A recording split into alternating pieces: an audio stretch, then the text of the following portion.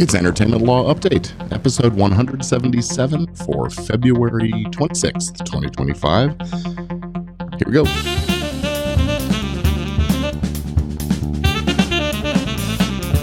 Hello, everybody, and welcome to Entertainment Law Update from Los Angeles, California. I'm Gordon Firemark. And from the Dallas-Fort Worth Metroplex, I'm Tamera Bennett. And here we are with our episode. We thank you so much for being here with us today.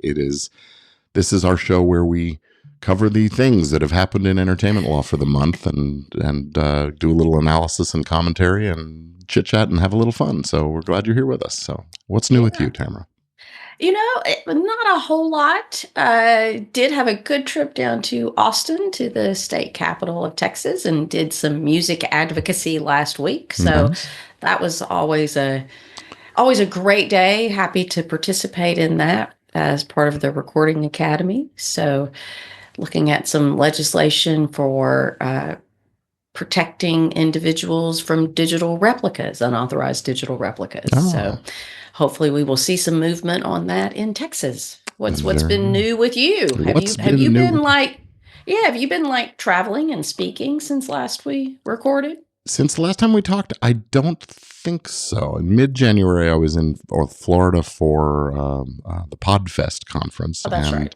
Coming up in March, I've got a couple of things planned. I'm going to be going to Atlanta for the Georgia State Bar's Entertainment Law Boot Camp program, where I'll be speaking about podcast law with a panel of prestigious experts in the field, and that's exciting. And then I'll be conducting a roundtable discussion in Chicago at the Podcast Movement Evolutions at the end of March. First, actually, my talk is on April 1st.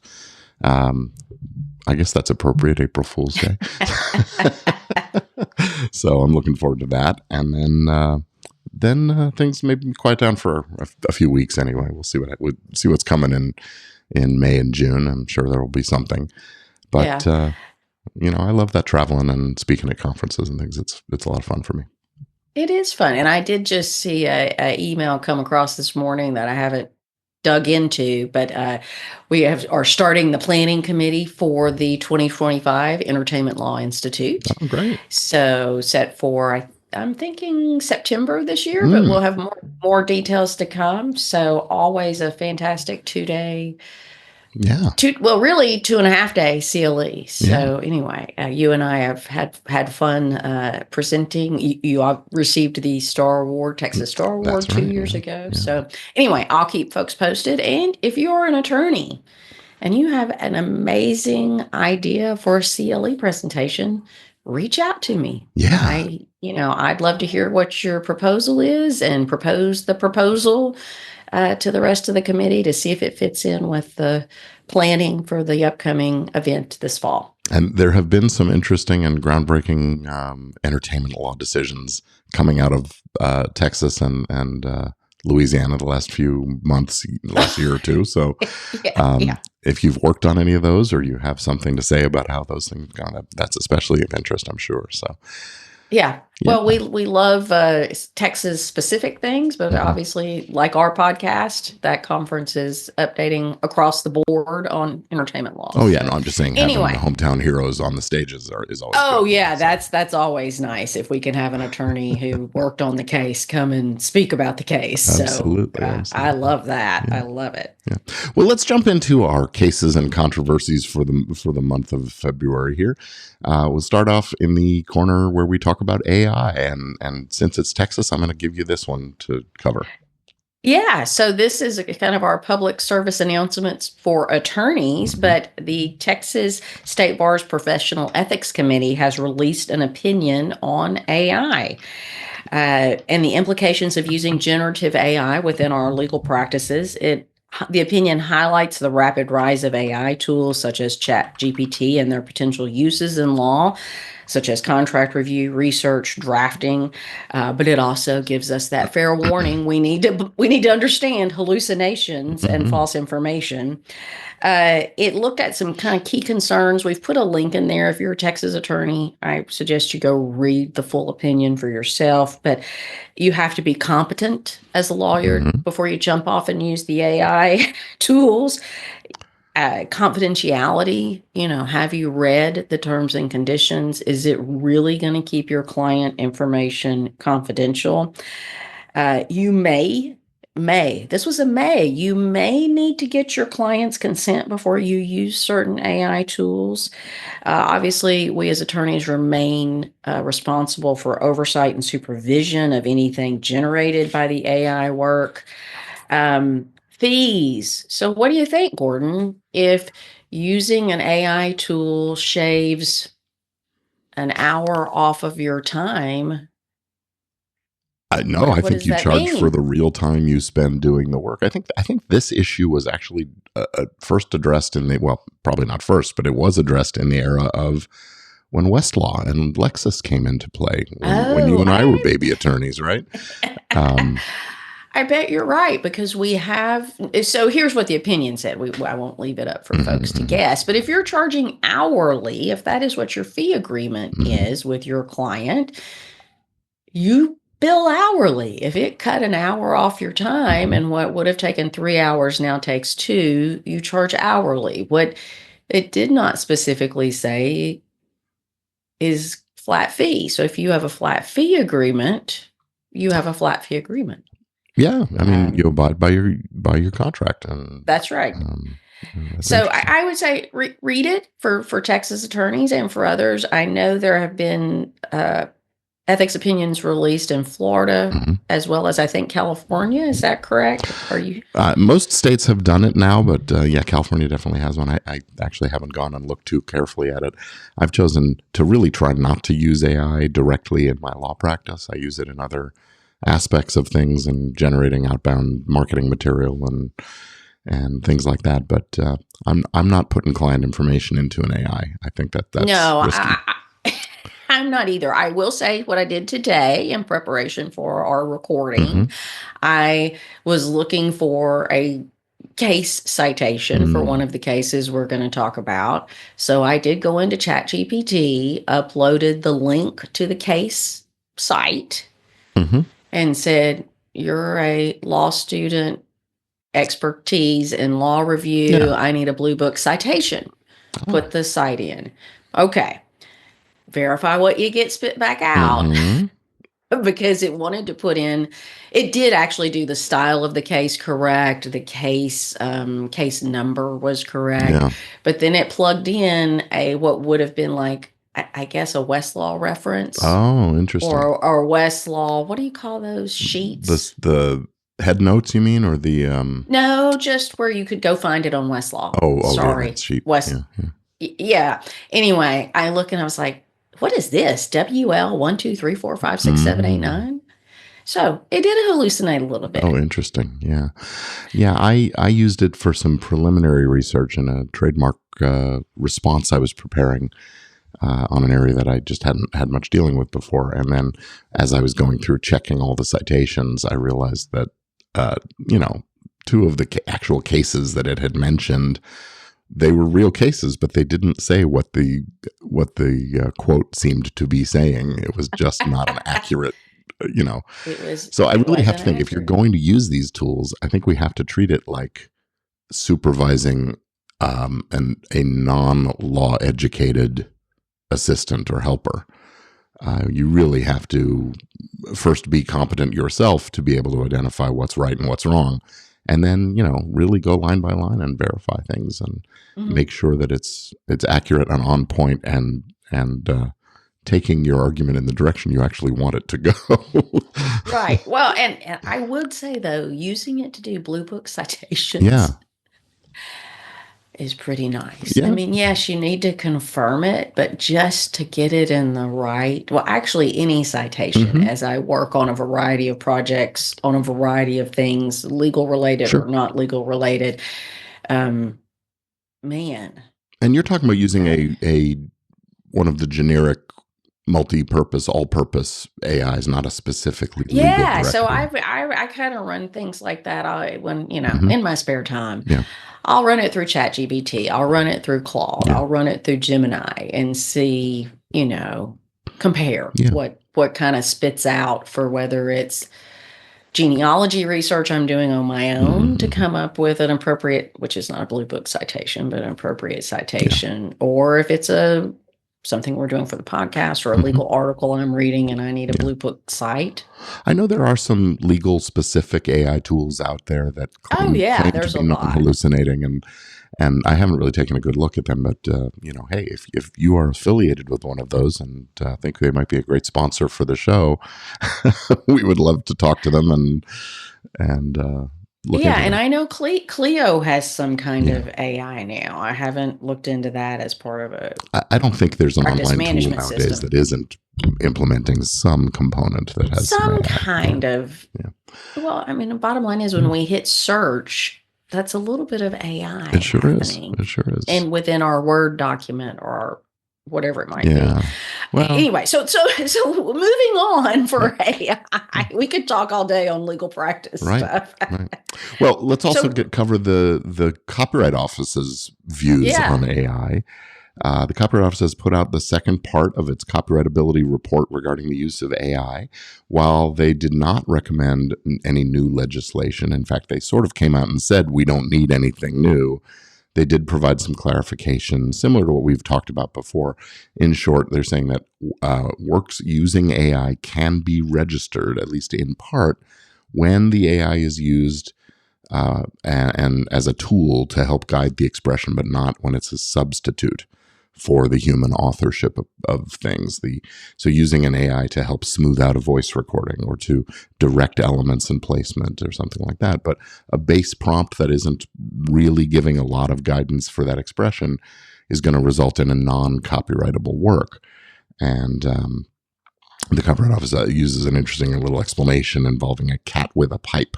So go have a read of that. We've got a link in the show notes for that. And I actually go ahead. It's a really interesting read. Yeah. I mean, I think the Copyright Office did a good job in what they put together. So the bottom line is there could be some AI involved, but you have to be able to show the human originality and creativity. I also read, so we've talked a lot about Zara of the Dawn and the artwork created by the input. Is it Castanova? I'm sorry, I don't remember their name.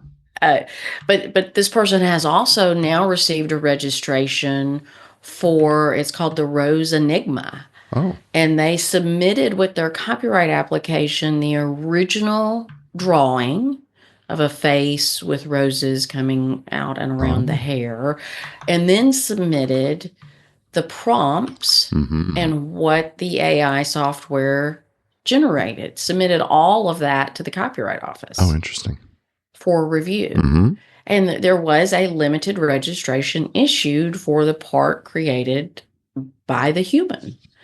And we've got another one as well that we're talking about today related to and I have to tell you, I can't really understand what was in this case generated by humans and was generated by the machine on this Invoke generative AI platform. Do you?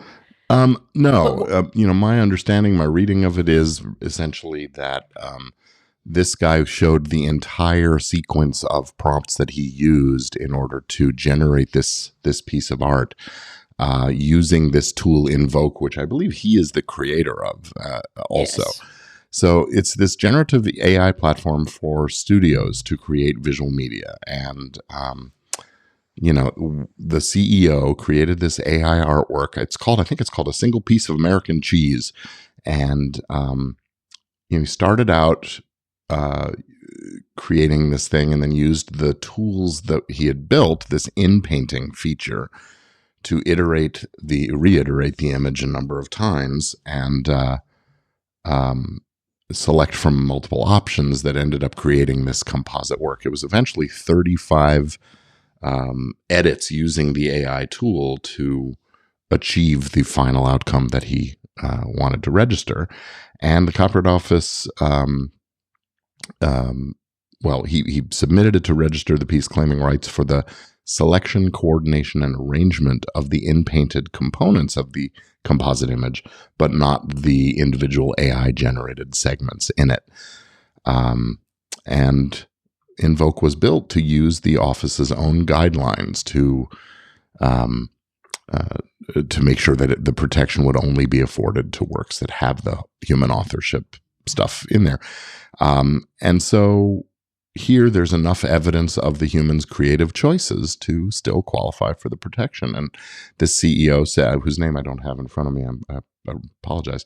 He said in a statement that this is not just a simple text to image generator, but a much more detailed tool, more like a Photoshop kind of a tool. So initially the application was denied, and then they submitted the entire workflow video showing how they developed the image. And that, by recording every decision and direction and use of the features and demonstrating the transformations that were going on from prompt to prompt, he was able to demonstrate to the Copyright Office's satisfaction that the work is in fact a work of human authorship. So yeah. So, and I have looked because, as we've discussed before, the Copyright Office does post their decisions when there's been a request for reconsideration. Yeah. The database is not current. So I was unable to find this one related to a single piece of American cheese or the one related to the Rose Enigma to actually read. Now, on the Rose Enigma one, I have put into our show notes a link to the letter from the Copyright Office because the artist had put that up on their website. But I have not seen the letter related to, or the opinion related to, the single piece of American cheese to really parse what was protected and what was not protected. What came out of this part 2 of the Copyright Office is that AI cannot produce joint work. So this was a footnote. Always read the footnotes. AI cannot produce joint copyright works or work for hire because AI is not an author. So I thought that was really interesting to come back with as well. We're not going to be having copyright registrations that say Tamera Bennett and AI. It's either Tamera Bennett created the purposes, that's what's original and is protectable, with a disclaimer of what was created by the artificial intelligence tool. Yeah. Well, it's interesting. I don't think photographers and graphic artists have generally bothered to submit a disclaimer. Something kicked me under the desk. They haven't included a disclaimer of material that they've used, other software tools like Photoshop, for example, or Illustrator to generate these things. I guess mainly because you're still your hand on the mouse making the thing happen. But I wonder if we're going to get to that point with these AI tools where it's just going to be sort of assumed that there were AI assists in the creation of things. Right now, you're supposed to disclaim it. So well, I mean, even in some of our reading, one of the examples we had internally was, if the artist is in the studio and records and they use something to auto tune, I have never read anything that would lead me to believe that use of those tools should be disclaimed in filing a sound recording copyright application. Right. Yeah. So, AI is different in a lot of ways because it can sort of autonomously create the thing. You don't have to have your hand on the mouse or. I guess so. I mean, we're talking generative AI versus artificial intelligence. Yeah, or fuzzy logic tools and things. Yeah, those kinds of things. I think that is the difference. Yeah. Well, what's the saying? May you live in interesting times, the curse and the blessing, and we definitely do. I think we're right in the middle of that, smack in the middle of that today. Interesting in big air quotes. Well, anyway, while we stay in the AI corner, let's talk about some of the AI litigation. I think this is the first case in which a plaintiff, which has gone all the way through and achieved an outcome. Thomson Reuters has sued the AI firm Ross Intelligence, which reproduced materials from the Thomson Reuters database, Westlaw.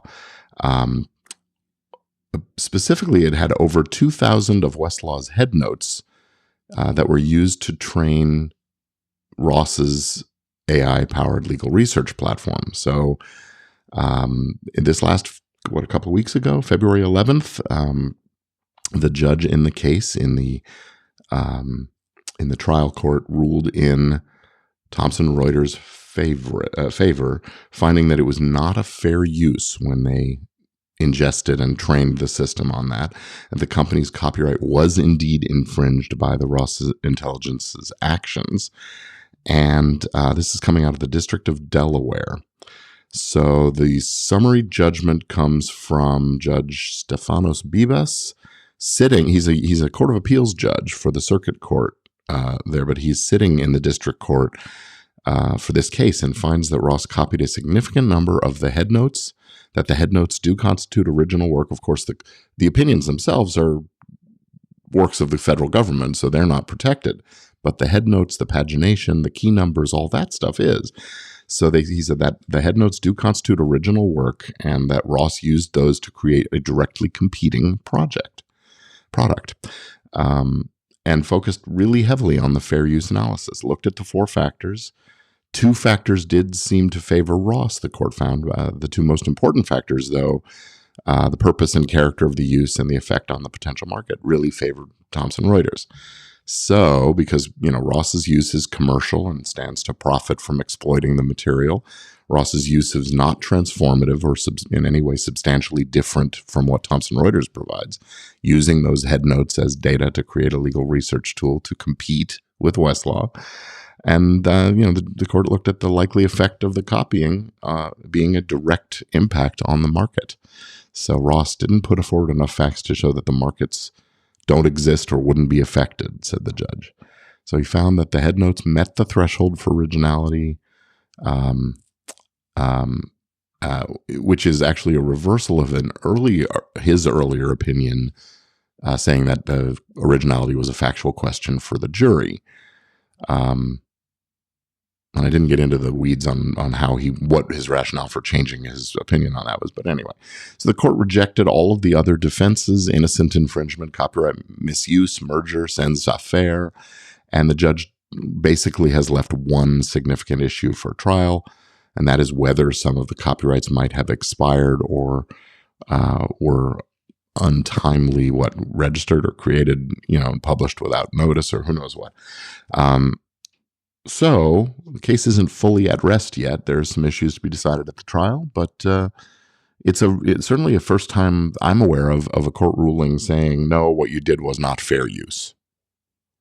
I think so too. And anybody can jump in and give us more information if we've got that wrong. We've also discussed this case, the early stages of it in detail in episodes 156, 162, 168, 169, and whichever one of those. I know we did it live in Austin. Right. Would have been maybe September, October, November of 2023, I guess. Yeah, we went into a lot of detail and had some really good conversation about the legal issues surrounding one other side note, fair use in AI. One other side note about the case is that Ross Intelligence has now ceased doing business. I don't know what they've done with their AI database and model and whatever, but they stopped doing business, and they cited this litigation as the reason that it has basically bankrupted them and put them in actually that's an overstatement, that it has put them in a position of not being able to operate effectively and economically. So they've basically shut down. Oh, wow. The litigation continues and will have to be decided, but I guess mission accomplished for Westlaw at this point. Right. Well, that's interesting. It'll also be interesting to follow if they were to file bankruptcy and then where those assets end up and what goes from there. Yeah, it's interesting. Yeah, if it was in bankruptcy, then this litigation would be stayed, I presume. So, we'll keep an eye on that. I did not realize that they had basically shut the doors from the litigation. Okay, so we have an interesting CCB decision come out Yeah. on your favorite topic, podcasting. That is I mean, it may right. not That be is your right. I think it is your favorite topic. Well, it's certainly the focus of a lot of my attention these days. The copyright claims Yeah. board dismissed a case. It was filed by attorney, and dismissal at this point after lengthy consideration on the merits of the case. You know, it's a final. Right. They reached a decision. Right. They reached a final ruling. Right. So. Attorney Jeanette Braun had filed the suit against Jessica Vasquez and Lily Marston, who are the producers and hosts of the show Do We Know Them? And podcast. It's a podcast. Yeah. Do We Know Them? It's a podcast. So she was representing herself and her law firm, and she claimed that the podcasters had used copyrighted material from one of her TikTok videos that she posted. And it was used in a criticism of her and her client, Lauren Propson, who is a TikTok personality who is known as Lauren the Mortician on TikTok. Okay. So Propson had made some statements about child car seats that in a TikTok video, and a fellow named Jamie Grayson, a child passenger safety technician, criticized her publicly. And there was a harsh response, and it turned into a little bit of a what we used to call a flame war back and forth. And TikTok users then started accusing Propson of some other kinds of wrongdoing and misstatements and things. And so her attorney, Jeanette Braun, started filing takedown notices against these videos created by other TikTokers. And then she went further than just sending notices, but then in December of 2023, she posted her own video titled Becca Day False Accusations, in which she addressed the criticisms, including those from this user this TikToker, Becca Day, who had been very vocal as part of the controversy. So a few days later, Vasquez and Marston in their show, they put out an episode discussing this controversy. And in part of the discussion, they used 1 minute from this TikTok video that the lawyer Braun had had put up. She had posted an 8.5 minute long video. They used about a minute of it. So in response to the criticism, Braun and Propson filed defamation case against them, 4 defendants in total, including Day, Vasquez, and Marston, but not against Grayson, interestingly. And Braun also filed a claim with the CCB for use of the video, and Propson was not involved in any way in the CCB claim. So the case considered both sides. The board ruled in favor of the podcasters, finding that their use of the Braun video was in fact fair use. The board found that the primary purpose was commentary and criticism. That weighed obviously in favor of fair use, and they concluded that the amount used was minimal. There was no evidence of an impact on the market for the original work. So 3 out of 4 factors weighing in favor of fair use at least. And the case was dismissed with prejudice, and that leaves Braun, having to decide how and when to appeal, if at all. Still took over a year to get to the decision, which has been one of the big complaints about the CCB.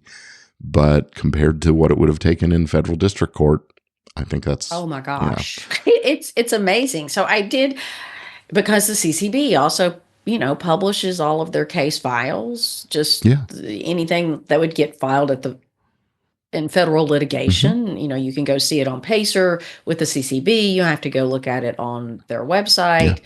I was going down the path of looking at it in the closed files, mm-hmm.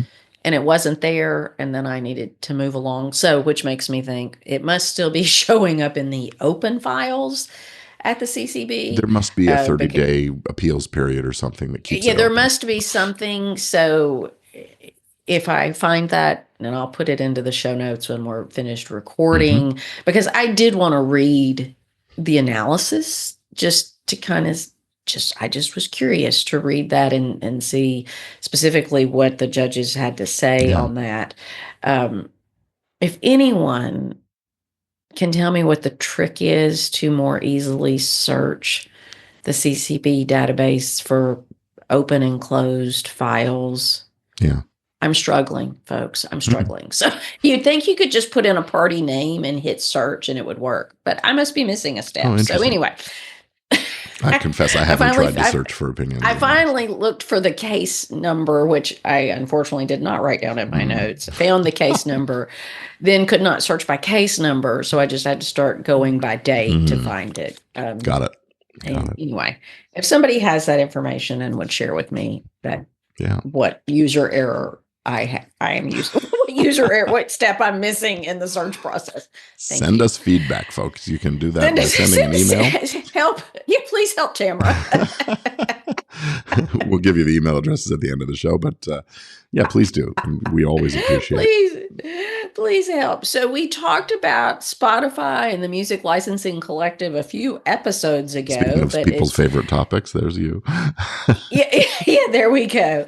In an update in the Spotify versus MLC case, Judge Torres of the U.S. District Court for the Southern District of New York actually ruled on a motion to dismiss a 12B6 and granted this in favor of Spotify, dismissing the MLC's lawsuit with prejudice on January 29th, 2025. So, backstory, and we've talked about this before, is that Spotify reclassified its premium subscription plans to include 15 hours of audiobook access monthly, and designating this as a, quote, bundled subscription offering. And this reclassification allowed Spotify to reduce the mechanical royalty rates it pays to songwriters and publishers, as bundles are subject to a different lower rate under the 2022 Phonorecords IV settlement. The MLC challenged this. So the MLC is the statutorily created body that collects mechanical royalties from digital service providers, Spotify being a digital service provider. The MLC filed this lawsuit in May of 24, alleging that these actions by Spotify led to significant underpayment of the royalties for music publishers. Earlier this year, the court concluded that Spotify's premium service, by incorporating the audiobook streaming, was a legitimate bundle of distinct products, music and audiobooks, each offering more than token value.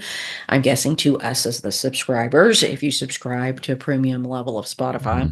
And the Spotify's classification of the premium plans into this bundled subscription offering was deemed appropriate under the existing regulations for Spotify. This dismissal is likely linked to Spotify's, so there's opinion. Is this dismissal likely linked to Spotify's move to sign direct deals with major labels? I don't know. That had not happened since the Music Modernization Act was passed in 2018. A spokesperson from Spotify expressed satisfaction, of course they did, stating the decision affirms the company's approach to offering diverse content within its premium service. The MLC voiced concerns regarding the court's decision, suggesting it may not align with factual and legal foundations of the case. So we'll see, what is the next step? It's interesting to me. They ruled on a 12B6. My recollection from law school, and I went and wrote it down, that is a failure to allege a claim for which relief can be granted. I mean, that's just out of here. Yeah. So let's see if I understand the concern. Basically, by adding these audiobooks into this bundle, then these audiobooks are not royalty-bearing material, right? So they've added 15 hours of content.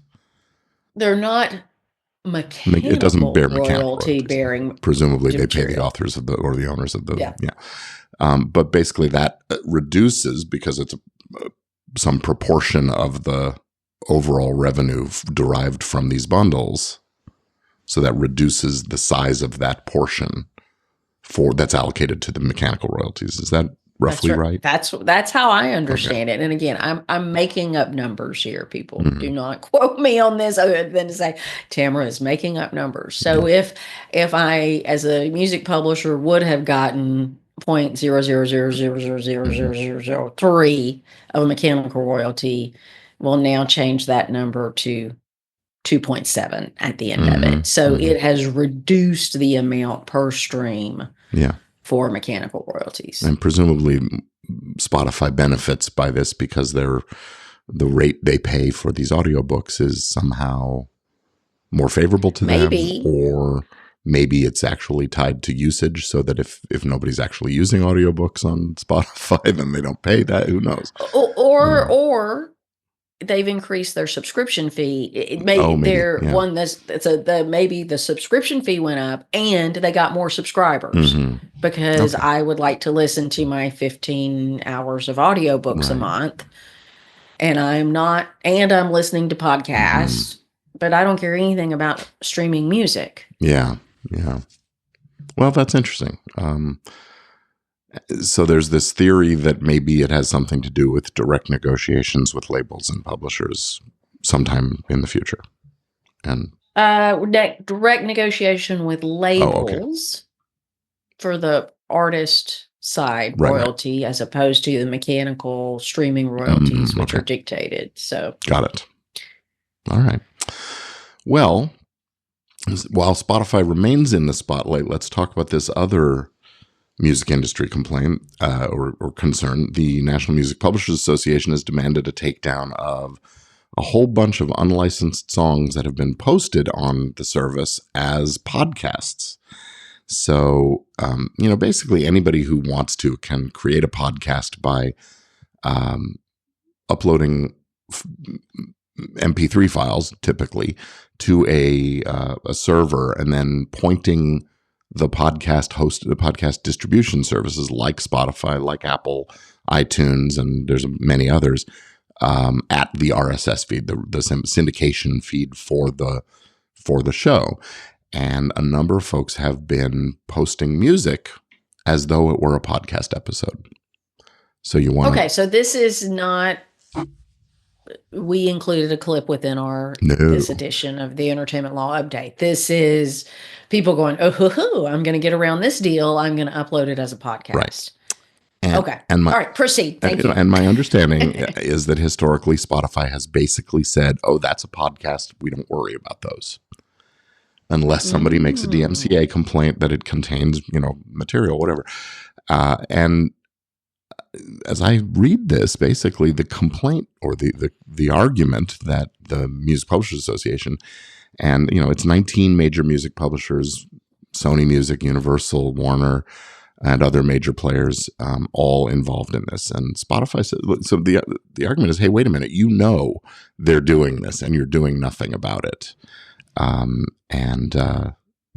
You're supposed to pay for music, but if someone posts the latest Taylor Swift song and just makes it episode 9 of their favorite playlist podcast, the industry's getting deprived of those royalties. So Spotify says no. This is a reactionary move following the dismissal of the MLC case we just talked about, and the spokesperson also accused NMPA of delaying its complaint for months, despite multiple written requests from Spotify for details. What do you mean? What about these, alleged infringements?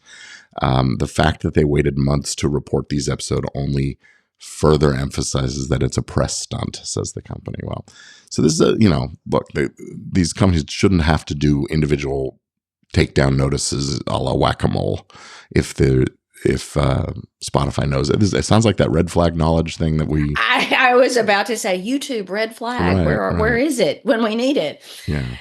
So going back to last May in 2024, the NMPA had warned Spotify that it was displaying lyrics, reproducing music videos, and distributing podcasts using copyrighted musical works without proper licensing or compensation.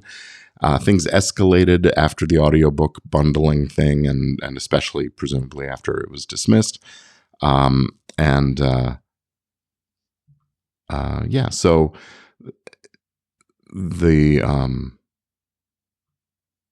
that, as we said, was dismissed with prejudice. And then in 2016, we also, just historical, Spotify had been sued in 2 class action lawsuits over unpaid or miscalculated mechanical royalties. And that was a $30 million settlement.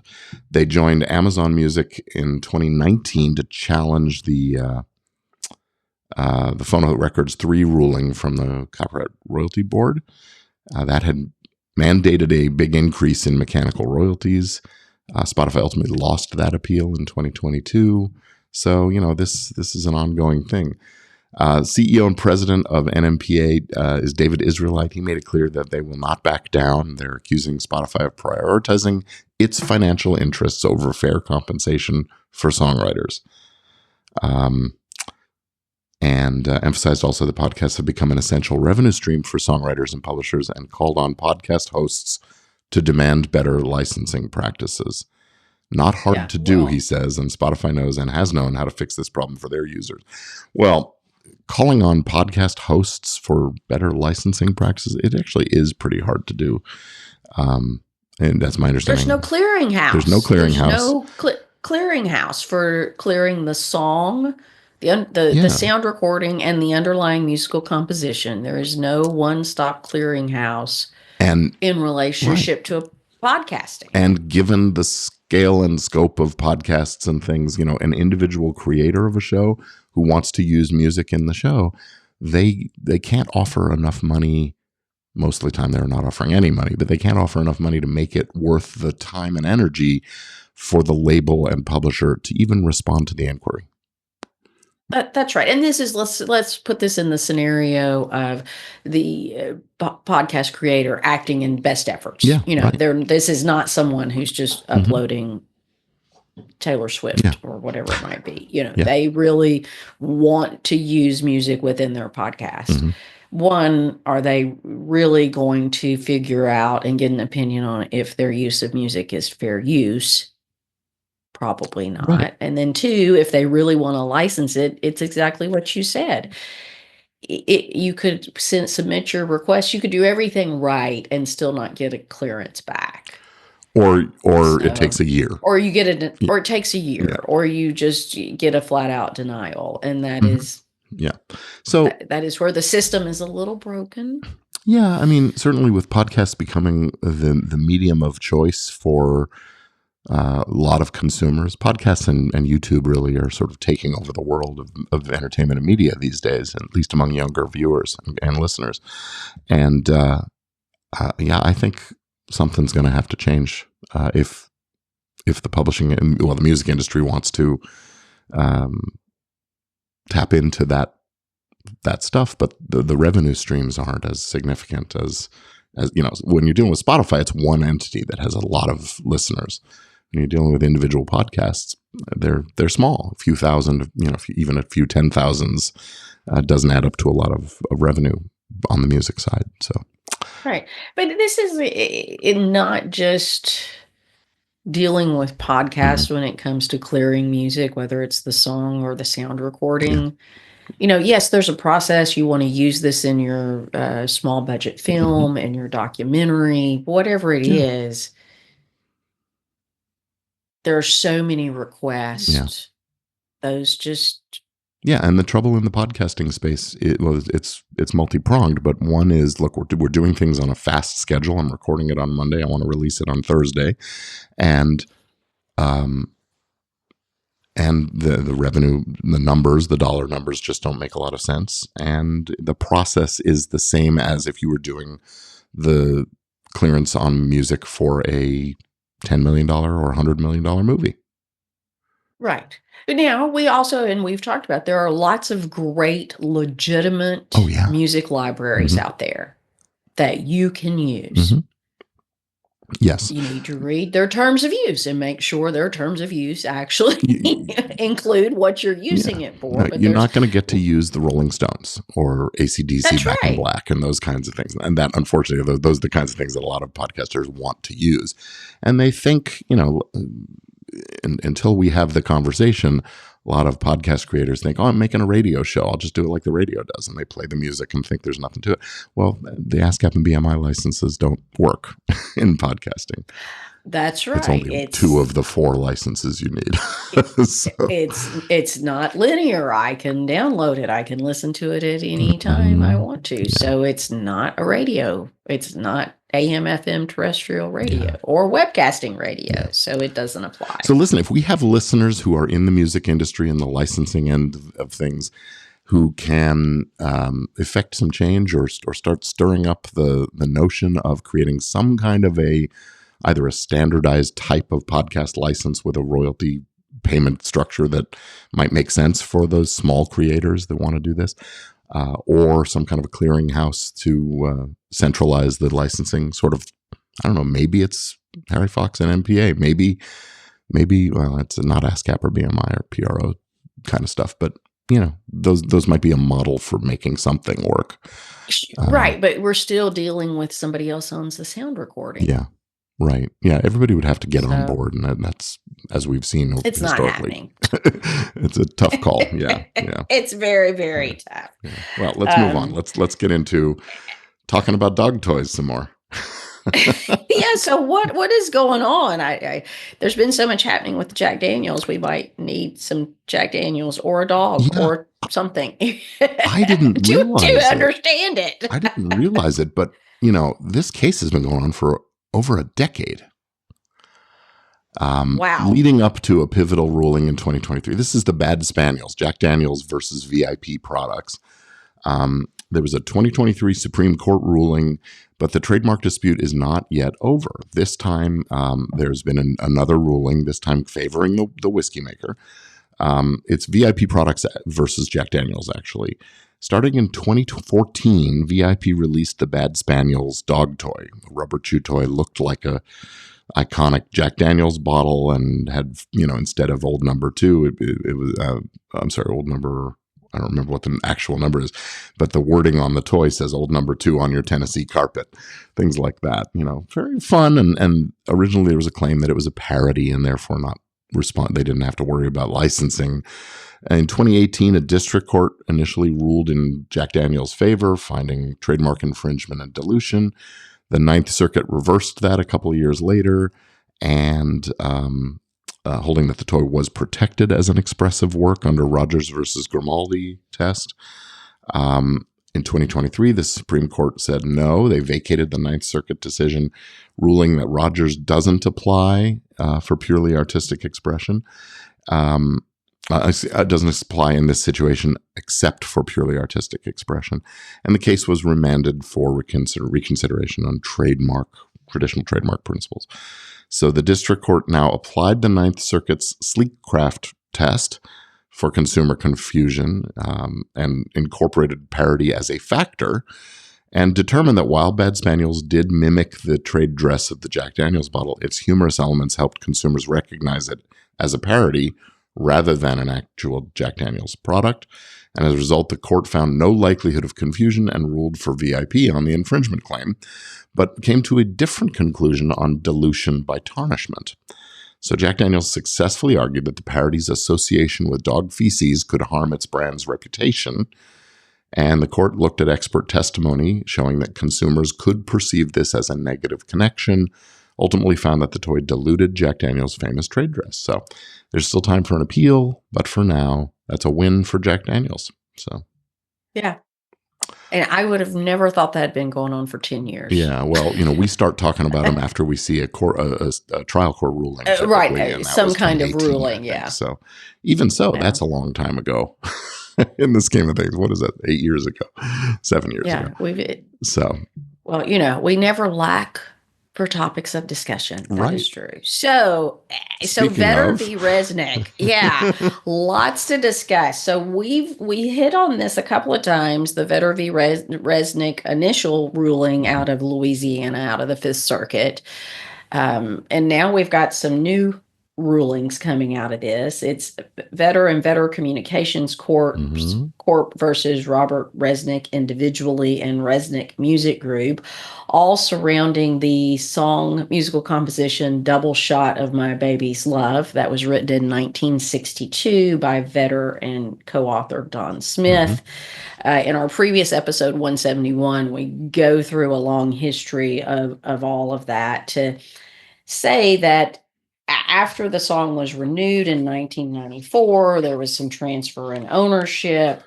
Timing was right for a copyright grant termination notice to be filed in 2019 by Vetter, who issued a termination notice to the current publishers Winsong and Lyre Song, seeking to recapture rights he initially granted in 1963. So that's the backstory. Yeah. So in 2022, the termination date appears, shows up.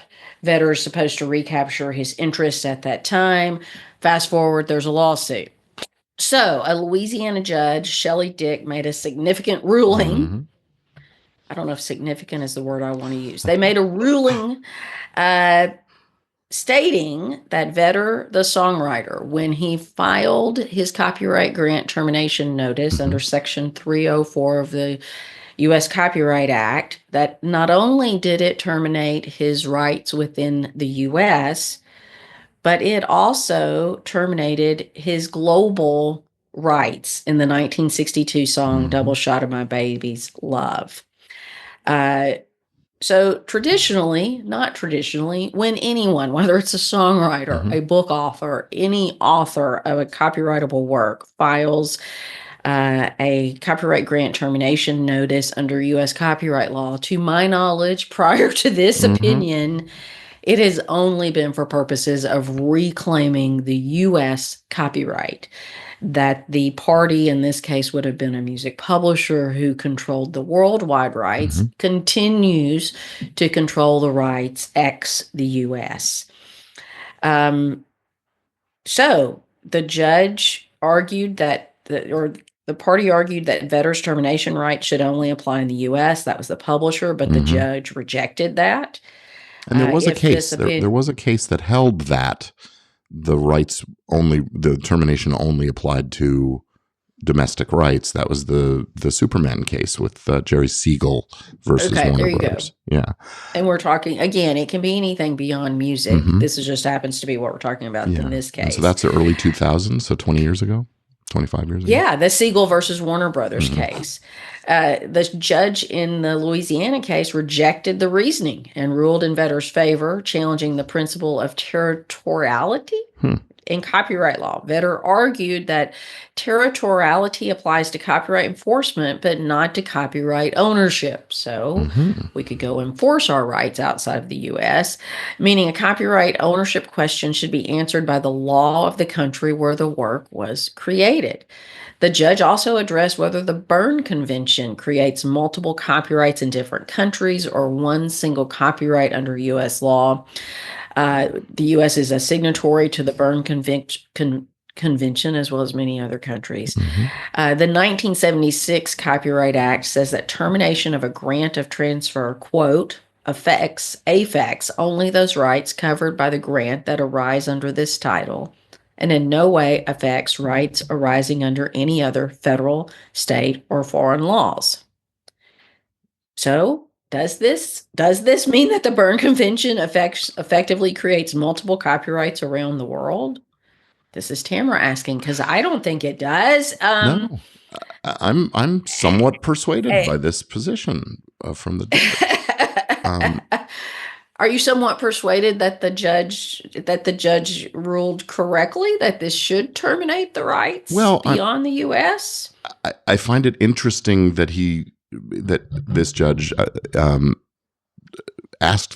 made the inquiry about whether or not there are multiple copyrights, rather than are there rights in a domestic U.S. copyright that are actually arising under other federal, state, or foreign laws, which is part of the yeah. So Resnick claimed the first situation, while Vetter argued there is a single copyright. Under U.S. law protected globally. The judge sided with that argument, concluding that U.S. copyright law governs and rights in foreign countries are recognized through the Berne Convention. I agree with that statement as to my understanding of copyright law. Then you take that one step further, though. Does that mean that if a copyright grant termination effective date comes and goes, there's no other challenges to why that may or may not have been a valid termination, that all rights are reclaimed for that work for the world, not just for the United States? And I believe that's what the judges said. And so That it we is have a a split of global authority. recapture. Yeah. Yeah. It's interesting. It makes Um, me wonder, if a foreign author, a work created by a foreign author in a foreign country, if there were rights granted here in the U.S., would that be a terminable grant? Does it depend so where the this, contract was made? Which, or the I think choice it of law? depends on where the contract is made because, and we didn't plug it in here, I don't Mm-hmm. think for this roundup. Well, maybe we can do it for next month. There are changes afoot under copyright term protection in the UK, Right. and And the flip side is so if you're a U.S. author and and you create a copyrightable work and then you grant 100% of the worldwide rights to a foreign publisher, is that a terminable transfer?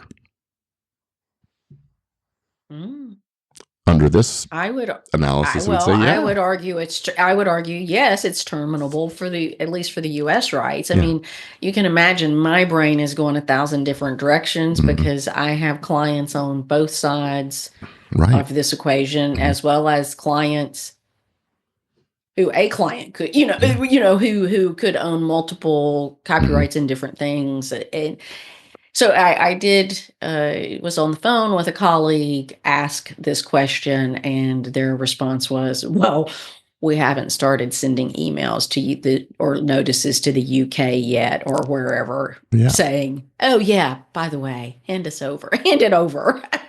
And how could you even So enforce that if there was a separate third party foreign deal? It's one thing when you grant your rights to Warner Brothers worldwide and they then distribute in the foreign countries. Well, you terminating the rights, is it global termination? Or, what if I grant the U.S. rights to one company and then I grant the French rights to some company in France? Can I just, under U.S. copyright law, reclaim my rights to under the contract I made with the French? I don't know. This I raises don't a know. lot And of interesting. how far does it go back? Right. Is it only for termination notices with an effective date as of the date of this ruling? Termination notices Mm. I sent as of the date of this ruling? I think it's going to have to be, something tied to the finalization of this, because otherwise, well, isn't that an ex post facto kind of I don't know. Maybe some of the folks that know procedure on these kinds of things better than we do can chime in and help us. But it seems like Well, there's a lot to wrestle with here, and I guess we're setting up for a possible Supreme Court decision on this. well, Has I it been think there's going to appealed? have to be. I don't know the current status. I can't imagine I can't imagine the the publisher's publisher's not going to. Yeah, appealing. exactly. So, all right. Well, we will keep you They're not going to posted as leave we that learn more. ruling. Yeah. Yeah. So, wanted to tell everybody about an article that I saw that just caught my interest. It's Aaron Moss from Copyright Lately, who I read pretty frequently and have a lot of respect for him. And I think he's commented on episodes of the show from time to time, things like that. He wrote an article outlining the trend in public domain works carrying a zombie copyright as the stewards of those works are trying to maintain control and demand licenses. Examples like with the French character of Tintin, or I think it's Tintin in the French pronunciation, where they're basically saying that, look, it doesn't fall into the public domain until 95 years after the first publication in the U.S. Mm. They're trying to basically claim that the U.S. Copyright term is triggered by the acquisition of copyright rights here. Charlie Chaplin is another estate that is trying these kinds of tactics, as well as, of course, the Sherlock Holmes from Arthur Conan Doyle's estate. A lot of higher profile works are entering the public domain in the next few years and decades, and these tactics and arguments are going to come into play. Well, again, we're dealing with sort of foreign law versus American law versus the Berne Convention and those kind of things. Which law applies? Superman is Yeah. scheduled to go into the public domain in about 10 years. a number of other Marvel comic and DC comic characters. Yeah. So anyway, the article is called "Their Copyrights Expired, but the Legal Threats Keep Coming." It's on copyrightlately.com, and a good read. I recommend it. It's a good read. It's a good read. We also have some breaking news. This just in, as of last week, but related to the Corporate Transparency Act and the reporting for business entities that we've been discussing. February 18, 2025 decision by the U.S. District Court for the Eastern District of Texas has ruled that beneficial ownership information reporting requirements under the Corporate Transparency Act are once again on. There is a 30-day period for which to get those filed. So 30 days from February 19th, 2025 is when those reports need to be submitted. So that would make the new deadline for most companies March 21, 2025. Interesting, there was a group of people who did sue on this, who, if you fit into those categories, there's some folks you may not have to report. So take a look at that. Backstory, January 7th, 2025, the U.S. District Judge for the Eastern District issued an order staying the implementation. February 18th, the court agreed to the stay. And then obviously we've got obviously the change on February 18th saying that is no longer stayed. And we've got to get those reports in by March 21st. I don't know if that'll change again, but if you are a corporation, a limited liability company, or certain other entities, you need to take a look to see if you need to file a report. Yeah.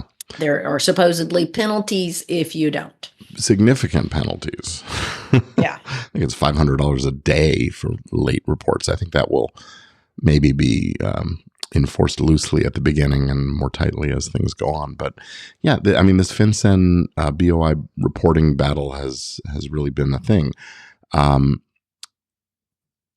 I have my questions about whether the current administration is going to continue to support enforcement of this as well. So we may see that the whole law gets shelved at some point, and who knows if the agency's even still there to do anything about it in a month's time. They may not have any employees to enforce it. But anyway, on that note.